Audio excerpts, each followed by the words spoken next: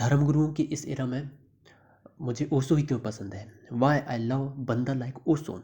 उसका सिंपल सी रीज़न है, अभी रुको मैं आपको समझा देता हूँ क्यों।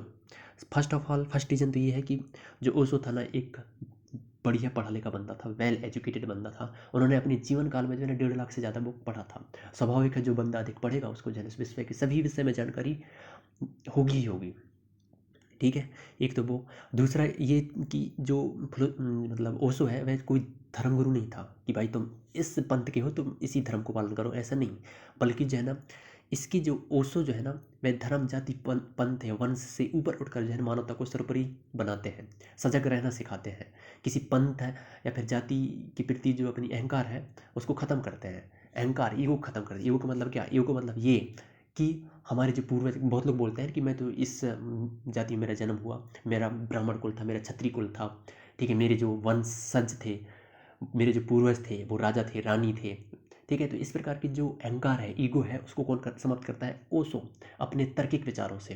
प्लस ओशो के जो फॉलोवर होते हैं, जो चाहने वाले होते हैं, वह सभी समुदाय से चाहते हैं। जैसे हिंदू समुदाय के भी होते हैं, हिंदू मुस्लिम सिख ईसाई, सभी समुदाय के जो है ना उसको फॉलो करते हैं कि उसको ओशो के उसके विचारों को फॉलो करते हैं।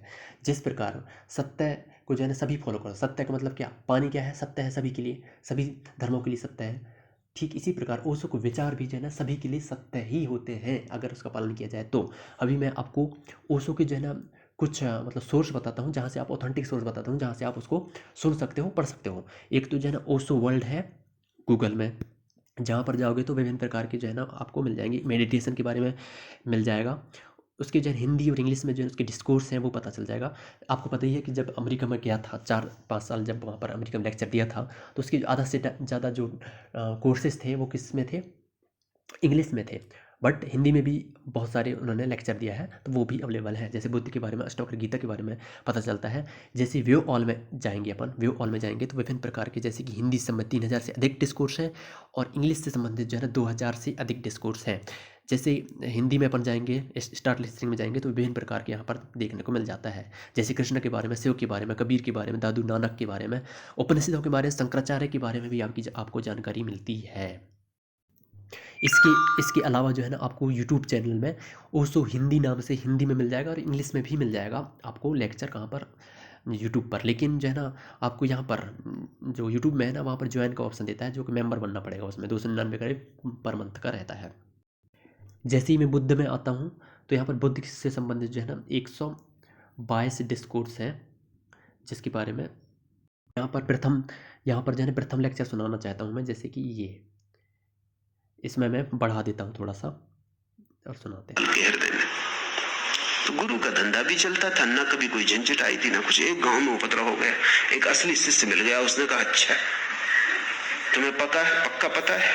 बिल्कुल पक्का पता है, क्योंकि अभी तक कोई झंझट आई नहीं थी। उसने कहा अच्छा मैं चलता हूँ, कितने दिन लगेंगे पहुंचने में? तब जरा गुरु घबराया कि इधर उपद्रवी मालूम पड़ता है। पैर छुओ बात ठीक, सांस चलने की बात, मगर अब सबके सामने मना भी नहीं कर सका। उसने कहा देखेंगे, भटकाएंगे, 1-2 साल भाग जाएगा अपने आप। 6 साल बीत गए, वो उनके पीछे ही पड़ा है। वो कहता है कि कब आएगा, अभी तक आया नहीं। एक दिन उस गुरु ने कहा तेरे हाथ जोड़ता हूं भैया, तू जब तक न मिला था हमको भी पता था, तेरे कारण हमारा भी। असली शिष्य मिल जाए तो फिर गुरु अपने आप। दुनिया में नकली गुरु हैं क्योंकि नकली शिष्यों की बड़ी संख्या है। नकली गुरु तो बाई प्रोडक्ट, वो सीधे पैदा नहीं होते, नकली शिष्य उन्हें पैदा कर लेता है। जो उन्होंने कहा वो इसने इतनी पूर्णता से किया कि उनको भी दया आने लगी कि तो हमने भी नहीं किया है। कोई करते नहीं था तब तक बात ठीक थी, इस पे दया आने लगी। इससे ये भी ना कह सकते थे कि तुमने पूरा नहीं किया इसलिए उपलब्ध नहीं हो रहा है। इसने पूरा किया, उसमें तो रत्ती भर कमी नहीं रखी। गुरु ने हाथ जोड़ के कहा बस हम यहाँ तक तुम्हें बता सकते थे, इसके आगे हमें खुद भी पता नहीं। सारे गुरुओं को बुद्ध ने चुका डाला, एक गुरु साबित न हुआ। तब सिवाय इसके कोई रास्ता न रहा कि खुद खोजे। और इसलिए बुद्ध की बातों में बड़ी ताजगी है, क्योंकि उन्होंने खुद खोजा, किसी गुरु से नहीं पाया था, किसी से सुन के नहीं दोहराया था, फिर खुद खोज पर निकले, नितांत अकेले गए, गुरु धोखा दे गए, सब पीछे हट गए, अकेला रह गया खोजी। ऐसा ही होता है, जब तुम्हारी खोज असली होगी तुम पाओगे शास्त्र काम नहीं देते। शास्त्र तभी तक काम देते हैं जब तक तुम उनका भजन पाठ करते हो, बस तभी तक।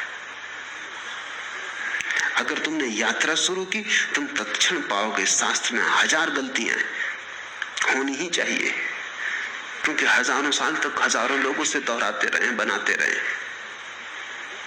उसमें बहुत कुछ छूट गया, बहुत कुछ जुड़ गया है।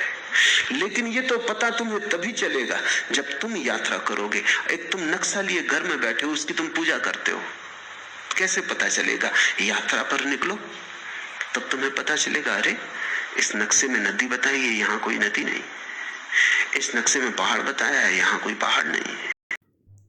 इस प्रकार जो है ना आपको विभिन्न लेक्चर मिलेंगे, ओशो देंगे, जो आपको जो है ना एक जो मतलब कट्टर सोच है, जो मतलब संकीर्ण सोच है, उससे आपको ऊपर उठाएंगे और सजग कर देंगे।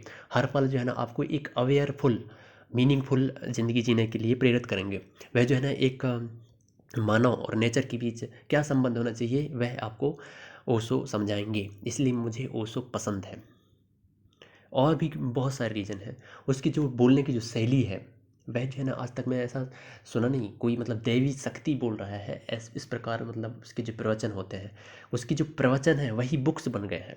याद रखना, वो नहीं कि अपने तरफ से लिखा है, ऐसा कुछ नहीं, जो प्रवचन दिया वही बुक्स बन गए।